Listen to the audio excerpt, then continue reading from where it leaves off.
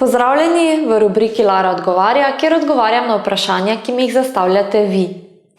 Tokratno vprašanje se glasi: kaj naj naredim, ko drugi starš hujska otroka proti meni? Če se to sprašujete, ste najbrž že ugotovili, da ne pomaga, če se branite z napadom. Se pravi, če vi hujskate otroka nazaj in pljuvate po drugem staršu, to ne pomaga. Zakaj? Zato, ker se otrok ob tem zelo slabo počuti. Počuti se kot izdajalec, že če je samo priča opravljanju mame ali očeta. Počuti se krivega in sprašuje se, kaj je z mano narobe. In to velja tudi v obratni smeri, verjamite mi. Vsak otrok si želi tako mamo kot očeta.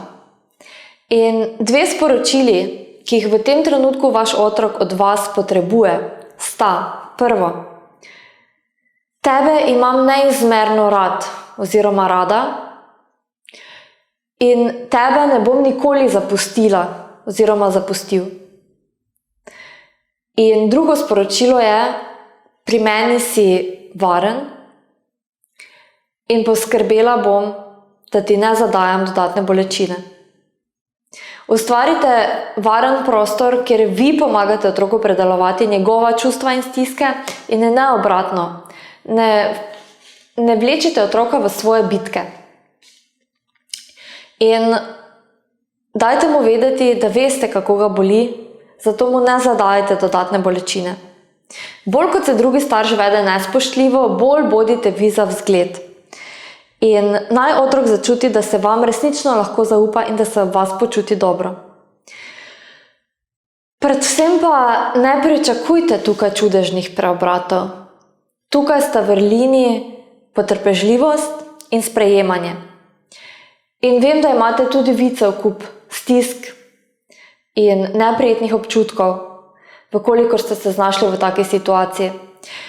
S tem vprašanjem se na dolgo in široko ukvarjamo tudi v vodiču za ločenega starša, sklopu 4 predavanj, ki je namenjen prav ločenim staršem.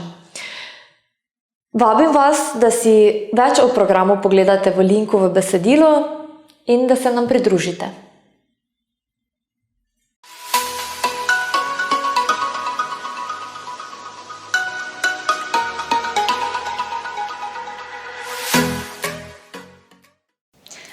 Vam je bil ta video všeč?